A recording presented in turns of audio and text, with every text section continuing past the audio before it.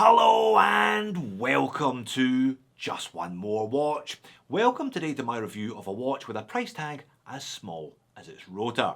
Micro-rotor watches are something of a novelty. You really don't see many of them around and they tend to be ferociously expensive. Have a look at the price tags of these three: Bulgari, Parmigiani Fleurier and Laurent Ferrier, for example. However, the micro-rotor entry price has dropped considerably over the past couple of years because a Chinese movement manufacturer, Hangzhou, has created arguably the world's first reliable, affordable micro-rotor movement, the 5000. Now, I reviewed the Baltic MR001 costing about 600 US dollars, featuring one of these Hangzhou 5000s a couple of months back, which got me looking for even more affordable alternatives, and I found this, a watch with a very similar aesthetic and an identical movement by Lobinni for $200. That is the price I paid. Do you know what? It's not perfect, how could it be? But it's actually very nice. Let's flip the camera and have a look at it. Okay, I'll show you the box. Lobinni engravers printed on it at several points. No idea what that means, more on that later. And then I'm going to do something that I would normally never do in a review. I'm going to show you the watch very briefly on the supplied strap, and then I'm going to replace it for the rest of the review. Now, I've seen this style of strap on a dozen similar watches before. Shiny black leather, faux croc pattern, high polished butterfly clasp, boring, ugly and stiff. But props to Lobinni, it looks like they realised that most people are going to junk it quite quickly because they have at least provided us with quick release spring bars to help with that process. Now, I don't normally do this in reviews because it can be a bit unfair. I've seen plenty of people put $200 straps on $200 watches in videos to make them look amazing. I'm definitely not doing that today. This is a random cheapo from my shoebox of straps. It isn't a particularly good strap, it's not all that well made and the hardware is poor, but it illustrates my point. That being, pretty much anything you put this on will be better than the original strap. This watch has 20mm lugs. 99% of you will have something in the house that will give this watch an instant boost. It looks so much better already. If you want to put it on a fancy Epson style or something like that, it'll look even nicer, but this one is fine for today. And it's not a bad looking watch, is it? It has that 1950s look with those stylized Breguet numerals and the skeletonized leaf hands. If you catch them in the right light, they really pop off the dial. This is an interesting watch to film and to photograph therefore, but the inverse of that applies though. In the wrong light it can look pretty flat. Again, more on that later, but for now, please enjoy some of the best macro footage of this one that I was able to take. And that's just the front of the watch. Wait till you see what happens when I flip it over to the back. Cheap and cheerful Chinese movements didn't used to have this level of finishing. This is now the second AliExpress watch that I bought along with the Borman that I picked up in March that has a far higher standard of finishing than most mid-tier Swiss movements. And that's a sapphire caseback, by the way, so no chance of scratching it. And there you are, you can see this watch's USP, the micro-rotor. The whole point of the rotor being this size is that it can be incorporated into the movement itself rather than sitting on top of the movement, meaning the movement can be several mil slimmer and the watch also therefore can be several mil slimmer.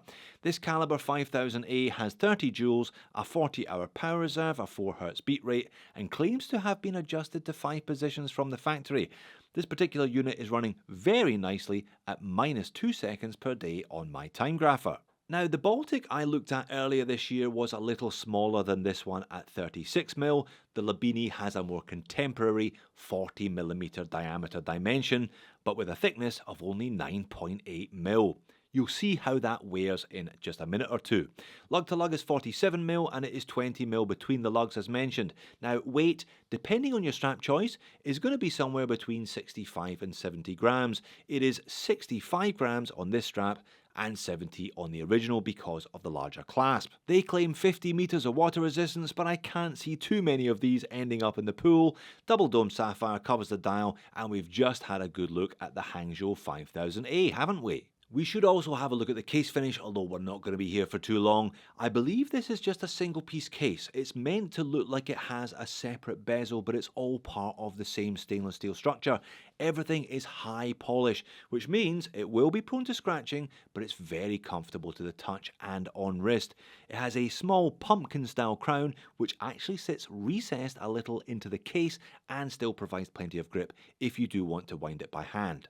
We've already had a look at the dial, but let's go back in for some of the details. Those numerals are applied in all high polished silver, as are the hands, as is the little cabochon which sits to the right of the date window at 3. Now the date is unframed, but it does have a bevel. Whether the date has any right to be on this dial though is a matter for debate, but this is how it comes. The small second complication at the 730 is recessed. All markings there are printed in white, apart from the 60 numeral, which features the only touch of colour on the dial, that being red. There is a printed minute train track beyond the applied numerals, with one more nice little touch that is barely obvious to the naked human eye. On the 15s, rather than single dots, there are triple dots, but yeah, you do need good eyes or a loupe to see them. Once again, I say, catch this dial at the right angle and it looks sensational for the price that they're charging. And it wears really well because of that smooth, high polish finish to the case and the case back, a reasonable set of dimensions, and the bonus of being under 10mm thick. Like I said, this is a cheap and cheerful strap. Don't pay too much attention to it. Imagine your own choice of 20mm strap in its place. It is nice and comfortable though, and I would suggest that you fit something soft and compliant if you pick up the Lobinni, because it wears so well. You begin to see one of the problems though with these wrist roll shots. From certain angles the numerals appear, but as if by magic, from certain other angles they almost entirely disappear. And if I bring in the pocket shot, it looks good for sure, but I'm not quite sure it matches my rather casual hoodie and trouser combo today. It's definitely a little dressier than the stuff I would normally wear, and there's definitely no anti-reflective undercoating on that sapphire crystal. Alright, moans and niggles, as we're clearly heading in that direction anyway.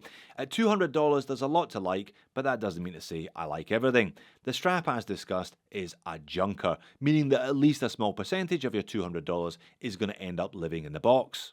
And talking of the box, what do we think of the branding?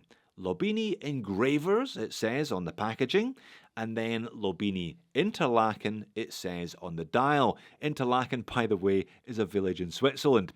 So you've got a Chinese company with an Italian name trying to convince us that they're Swiss. Come on, Lobinni, give it up, would you? What's wrong with just calling yourself Lobinni? It's not a brand name at all, and nobody thinks you're Swiss. So just be honest with yourselves and everybody else, drop the pretense and drop the subtext.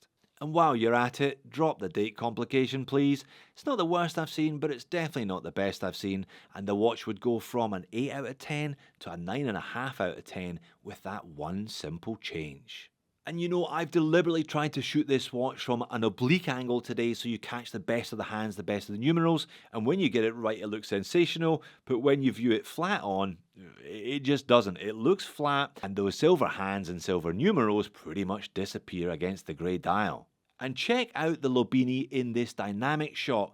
Pretty much all you can see when I start moving the watch around is flecto, flecto, flecto, flecto, and more flecto rather than the dial and hands. Yeah, this one definitely needs some anti-reflective coating. But for what it is, and for what I paid for it, this thing is still really very attractive despite a small list of niggles.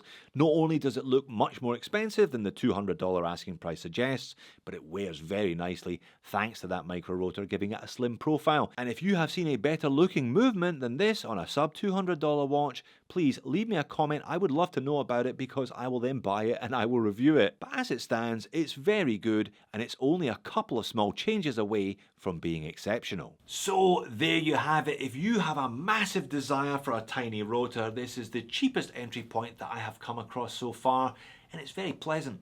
Dump the strap for pretty much anything else in your collection and you've got a sweet looking watch that wears beautifully for not a lot of money. But Lobinni, can we please have a no date version? Pretty please. If you're still here because of the movement, check out the Baltic review. If you're still here because you like AliExpress oddities, click here for an affordable tourbillon with an aventurine dial. Thanks for watching. I'll see you all again in a future video.